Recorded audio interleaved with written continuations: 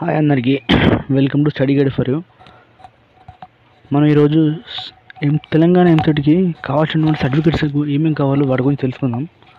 అంతకన్నా ముందు మన ఛానల్ సబ్స్క్రైబ్ చేసుకోండి.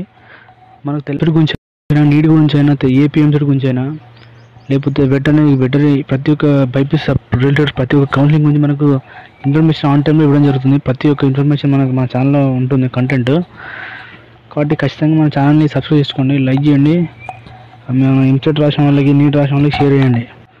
దీంట్లో ఫస్ట్ మనకు వచ్చేసి ఎస్ఎస్సి మేము 10th క్లాస్ది, అట్లనే ఇంటర్ది 10th అండ్ ఇంటర్ యొక్క మనకు స్కాన్ చేసి పెట్టాలి. తర్వాత ర్యాంక్ యాడ్, తెలంగాణ ఎంసెట్ 2025 యొక్క ర్యాంక్ యాడ్, తర్వాత స్టడీ సర్టిఫికేట్ ఫస్ట్ నుండి 12th వరకు, తర్వాత రీసెంట్గా మనం ఇంటర్మీడియట్ యొక్క టీసీ, తర్వాత మనకి రెసిడెన్స్ సర్టిఫికేట్, తెలంగాణ వాళ్ళకి రెసిడెన్స్ ఉంటుంది. నెక్స్ట్ తర్వాత మనకి certified copy of social status certificate, అంటే మన క్యాస్ట్ సర్టిఫికేట్ అండి. బ్యాక్వర్డ్ క్లాస్ అంటే ఓబీసీ వాళ్ళకి, షెడ్యూల్డ్ క్యాస్ట్ అంటే ఎస్సీ వాళ్ళకి, ఎస్టీ వాళ్ళకి మన క్యాస్ట్ సర్టిఫికేట్ కావాలి. అదే జనరల్ ఓసీ వాళ్ళకి అవసరం లేదు. తర్వాత నెక్స్ట్ ఈడబ్ల్యూఎస్ సర్టిఫికేట్, ఇది మాత్రం 2025-2026 ఇయర్ది ఏప్రిల్ అయితే చాలా బెటరు. అప్పుడైతే బెటర్ ఉంటుంది, ఖచ్చితంగా అదే కావాలి. ఈడబ్ల్యూఎస్ మాత్రం లేటెస్టే కావాలి, 2025ది. తర్వాత మనకి నాన్ మున్సిపల్ ఏరియా సర్టిఫికేట్ అని ఒకటి కొత్తగా ఈసారి వచ్చిందండి. దాని గురించి మనం నెక్స్ట్ వీడియో సపరేట్ వీడియో చేస్తాను దాని గురించి నేను. తర్వాత అగ్రికల్చర్ ల్యాండ్ హోల్డింగ్ సర్టిఫికేట్, అంటే ఫార్మర్స్ కూడా సర్టిఫికేట్ కూడా, దీని గురించి సపరేట్ వీడియో చేస్తాను. దీని గురించి కూడా లీగల్ హెయిర్ సర్టిఫికేట్ కొత్తగా వచ్చింది. దీని గురించి సపరేట్ మనకు next certificate claim agriculture labours quota, ఇది కూడా కొత్తగా వచ్చిందండి ఈసారి. దీని గురించి నేను ఒక సపరేట్ ఈ అనేక ఉన్న వాటి మీద నేను సపరేట్ ఒక వీడియో చేస్తానండి. దాంట్లో ఇవన్నీ కొత్తగా వచ్చిన సర్టిఫికేట్ ఈసారి కొన్ని వచ్చాయి. దాన్ని బేస్ చేసుకుని నేను ఒక కంప్లీట్ డీటెయిల్గా వీడియో చేస్తాను, దీంట్లో అవసరం లేదు కానీ. తర్వాత పేజ్ సర్టిఫికేట్, అప్లికేట్ ఉంటే పేజ్ సర్టిఫికేట్ కావాలి ఎవరికైనా పేజ్ ఉంటే.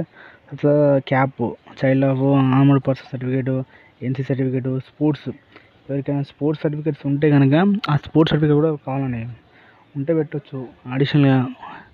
Sir, seat before closure of admission process, the enter fee collected from the student shall be refunded in full after deducting ₹2,000, ₹10,000 for special quota as a processing fees.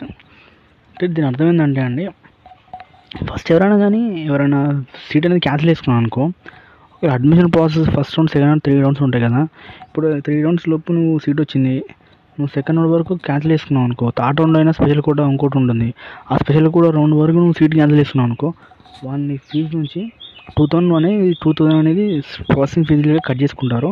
Cut చేసుకొని నీ certificates నీ fee మరి నీకు ఎక్కడ ఇస్తారు. అదే special quota వాళ్ళకి అనుకో 10,000 కట్ చేసుకొని మిగతా ఫీజు ఇస్తారు. ఒకవేళ any cancellation or withdrawal admission after the closure of counselling admission process, the candidate should forfeit the entire fee except caution deposit donation. Okay, అంటే ఎవరైతే ఇప్పుడు థర్డ్ కౌన్సిలింగ్ అయిపోయి, స్పెషల్ కోటా కౌన్సిలింగ్ అన్నీ అయిపోయి జనవరి తర్వాత అప్పుడు వచ్చి సీట్ క్యాన్సిల్ చేసుకున్నాను అనుకో, అప్పుడు ఏంటంటే సర్టిఫికేట్ మాత్రం ఇస్తారు, ఎలాంటి ఫీజు మీకు ఇవ్వరు. అడిషనల్గా మీరే 2,000 ఫీజు ఎక్స్ట్రా పే చేయాల్సి ఉంటుంది.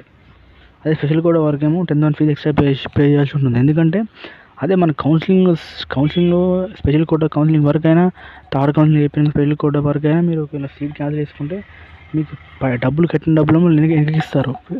ఒకవేళ కౌన్సిలింగ్ అయిపోయినా కానీ మీరు అయిపోయిన తర్వాత మీరు తీసుకున్నారు అనుకో, మీరే వాళ్ళకి ఎక్స్ట్రా 2,000 పే చేయాల్సి